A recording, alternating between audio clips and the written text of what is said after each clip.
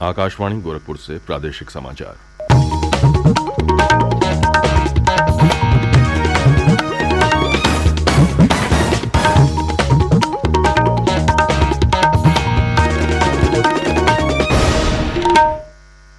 नमस्कार, समाचार बुलेटिन के साथ मैं विकास राय।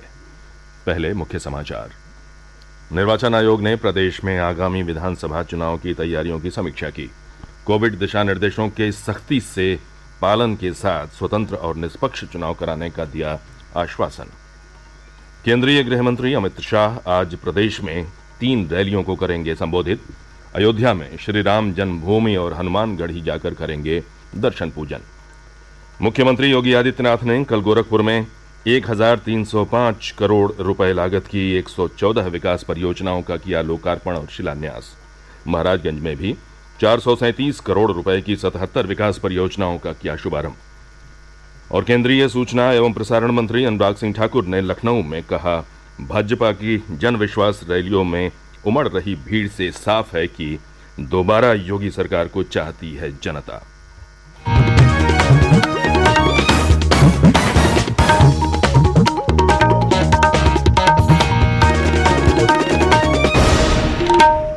स्वतंत्रता की 75वीं वर्षगांठ पर आजादी का अमृत महोत्सव के अंतर्गत सरकार अनेक गतिविधियों का आयोजन कर रही है।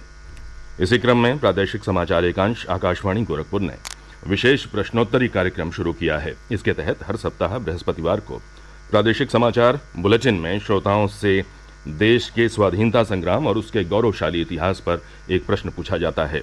कल के क्विज में हमारा प्रश्न था, किस महान स्वतंत्रता सेनानी ने जलियांवाला बाग हत्याकांड के गुनहगार माइकल ओ डायर को वर्ष 1940 में लंदन जाकर गोली मारकर उस जघन्य नरसंहार का प्रतिशोध लिया था? सही जवाब है शहीद उधम सिंह ने। इस सप्ताह के भाग्यशाली विजेता हैं बिजनौर जिले के गांव करीमपुर नंगली पोस्ट मंडावर के शिक्षक बालचंद। समस्त आकाशवाणी परिवार की ओर से बालचंद को बहुत बहुत बधाई। मैं बालचंद जनपद बिजनौर के ग्राम करीमपुर नंगली का निवासी हूँ। मैं एक शिक्षक हूँ और आकाशवाणी का नियमित श्रोता हूँ। आकाशवाणी गोरखपुर प्रसार भारती द्वारा भारत के स्वतंत्रता के इतिहास के संबंध में पूछे जा रहे प्रश्न सभी भारतीयों के लिए प्रेरणादायक हैं। मैं भारत के सभी स्वतंत्रता सेनानियों को नमन करता हूँ। आकाशवाणी के प्रयास से यह उत्सव जन उत्सव बन गया है। सभी को आने वाले नववर्ष की बहुत बहुत शुभकामनाएं। जय हिंद, जय भारत। अमृत महोत्सव क्विज श्रृंखला का अगला प्रश्न अगले सप्ताह बृहस्पतिवार को श्रोताओं से पूछा जाएगा। अब समाचार विस्तार से। केंद्रीय निर्वाचन आयोग ने प्रदेश में विधानसभा चुनाव तैयारियों की समीक्षा की। निर्वाचन आयोग ने आश्वासन दिया कि कोविड दिशा निर्देशों के अनुरूप निष्पक्ष और स्वतंत्र चुनाव कराए जाएंगे। मुख्य निर्वाचन आयुक्त सुशील चंद्रा ने कल लखनऊ में आयोजित प्रेस वार्ता में बताया कि सभी राजनीतिक दल राज्य में समय पर चुनाव कराने के पक्ष में हैं। उन्होंने बताया कि 5 जनवरी 2022 को निर्वाचक नामावली अंतिम रूप से प्रकाशित की जाएगी, लेकिन इसके बाद भी यदि कोई शिकायत करता है तो उसकी सुनवाई के खास प्रबंध किए जाएंगे। श्री चंद्रा ने बताया कि राज्य में अभी तक मतदाताओं की कुल संख्या लगभग 15 करोड़ से अधिक है। अंतिम प्रकाशन पर अंतिम आंकड़ा आएगा। उन्होंने बताया कि अब तक 52,08,000 मतदाताओं के नाम जुड़े हैं। ये रिकॉर्ड है। इसमें 23,92,000 पुरुष हैं और 28,86,000 महिला मतदाता हैं। इनमें 18 से 19 आयु वर्ग के करीब 19,89,000 युवा मतदाता शामिल हैं। ये पहली बार की तुलना में अधिक है। मुख्य चुनाव आयुक्त ने बताया कि 80 वर्ष से अधिक आयु के वरिष्ठ नागरिकों और दिव्यांगजनों के लिए पोस्टल बैलेट की ऐच्छिक सुविधा भी इस बार प्रदान की जाएगी। कोविड के मद्देनजर पोलिंग बूथ पर मतदाताओं की संख्या कम की जाएगी और मतदान केंद्र बढ़ाए जाएंगे। मुख्य चुनाव आयुक्त सुशील चंद्रा के नेतृत्व में निर्वाचन आयोग की पूरी टीम ने राज्य के 3 दिन के दौरे में राजनीतिक दलों के प्रतिनिधियों, राज्य के मुख्य सचिव, पुलिस महानिदेशक सहित अन्य अधिकारियों तथा विभिन्न संबंधित पक्षों के साथ विचार विमर्श किया। इससे पहले भारत निर्वाचन आयोग ने कल लखनऊ में मतदाता जागरूकता अभियान से जुड़े क्रियाकलापों का अवलोकन किया। आयोग ने मतदाता जागरूकता की सचल वाहन प्रदर्शनी को हरी झंडी दिखाकर रवाना किया। इस मौके पर राष्ट्रीय सेवायोजन से जुड़े छात्र छात्राओं द्वारा मतदाता जागरूकता के सांस्कृतिक कार्यक्रमों का प्रस्तुतिकरण भी किया गया।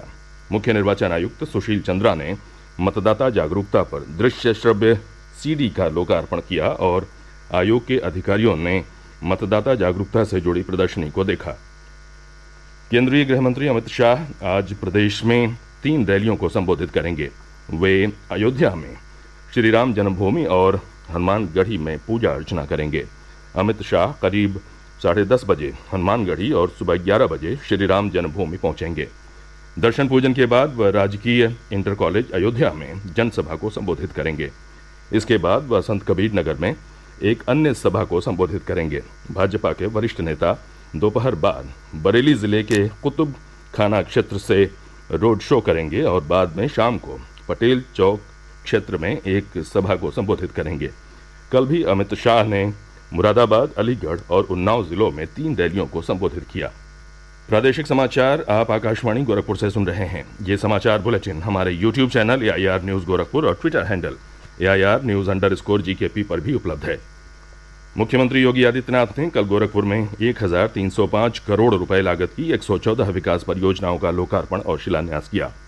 इनमें रामगढ़ताल में वाटर स्पोर्ट्स कॉम्प्लेक्स का शुभारंभ भी शामिल है।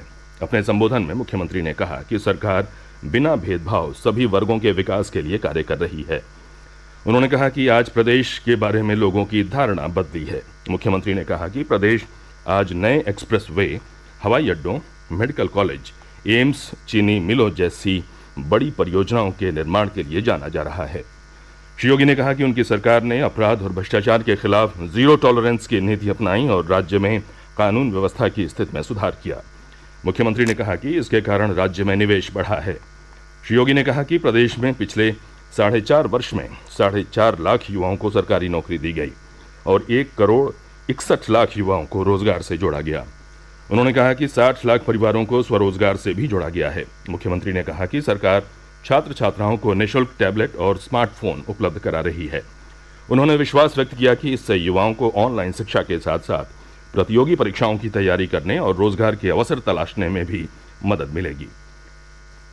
मुख्यमंत्री योगी आदित्यनाथ ने कल ही महाराजगंज में 437 करोड़ रुपए लागत की 77 विकास परियोजनाओं का शुभारंभ किया और आधारशिला रखी। मुख्यमंत्री भाजपा की जन विश्वास यात्रा में भी शामिल हुए। फरेंदा में जनसभा को संबोधित करते हुए श्री योगी ने कहा कि उनकी सरकार ने माफियाओं के खिलाफ कड़ी कार्रवाई की है।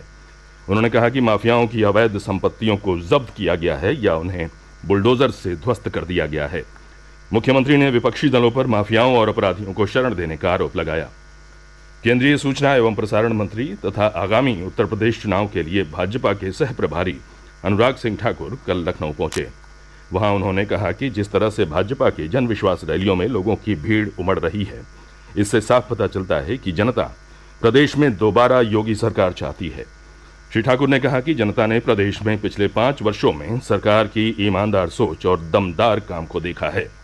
मुख्यमंत्री योगी आदित्यनाथ की ओर से माफिया राज और भ्रष्टाचार के खिलाफ जो अभियान चलाया गया, उसकी चारों ओर प्रशंसा हो रही है।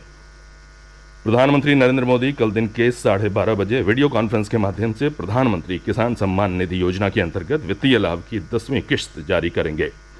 10 करोड़ से अधिक लाभार्थियों को 20,000 करोड़ रुपए से अधिक राशि भेजी जाएगी। प्रधानमंत्री किसान योजना के तहत पात्र किसान परिवार को प्रतिवर्ष 6,000 रुपए का वित्तीय लाभ उपलब्ध कराया जाता है। ये राशि 2-2 हजार रुपए की 3 किश्तों में सीधे लाभार्थियों के खाते में भेजी जाती है। किसानों को अब तक 1,60,000 करोड़ रुपए से अधिक धनराशि दी जा चुकी है। प्रदेश में कोरोना संक्रमण के मामले तेजी से बढ़ रहे हैं। एक दिन पूर्व राज्य में संक्रमण के 193 नए मामले सामने आए, जबकि इस दौरान 21 मरीज स्वस्थ हुए। सक्रिय मामलों की संख्या बढ़कर 645 हो गई है। इस बीच कोविड नमूनों की जांच लगातार जारी है। एक दिन पूर्व 1,86,000 से अधिक नमूनों की जांच की गई। अब तक 9 करोड़ 27 लाख से अधिक नमूनों की जांच की जा चुकी है। प्रदेश में कोविड रोधी टीके लगाने का कार्य तेज गति से चल रहा है। टीकाकरण के लिए पात्र आबादी में से अब तक 86% से अधिक लोगों को टीके की पहली डोज लगाई जा चुकी है, जबकि 48% से अधिक लोगों का पूर्ण टीकाकरण किया जा चुका है। राज्य में अब तक 19 करोड़ 97 लाख से अधिक टीके लगाए गए हैं। और अंत में मुख्य समाचार एक बार फिर सुन लीजिए। निर्वाचन आयोग ने प्रदेश में आगामी विधानसभा चुनाव की तैयारियों की समीक्षा की। कोविड दिशा निर्देशों के सख्ती से पालन के साथ स्वतंत्र और निष्पक्ष चुनाव कराने का दिया आश्वासन। केंद्रीय गृह मंत्री अमित शाह आज प्रदेश में 3 रैलियों को करेंगे संबोधित। अयोध्या में श्री राम जन्मभूमि और हनुमानगढ़ी जाकर करेंगे दर्शन पूजन। मुख्यमंत्री योगी आदित्यनाथ ने कल गोरखपुर में 1,305 करोड़ रुपए लागत की 114 विकास परियोजनाओं का किया लोकार्पण और शिलान्यास। महाराजगंज में भी 437 करोड़ रुपए की 77 विकास परियोजनाओं का किया शुभारंभ। और केंद्रीय सूचना एवं प्रसारण मंत्री अनुराग सिंह ठाकुर ने लखनऊ में कहा, भाजपा की जन विश्वास रैलियों में उमड़ रही भीड़ से साफ है कि दोबारा योगी सरकार को चाहती है जनता। इसी के साथ ये समाचार बुलेटिन समाप्त हुआ। नमस्कार।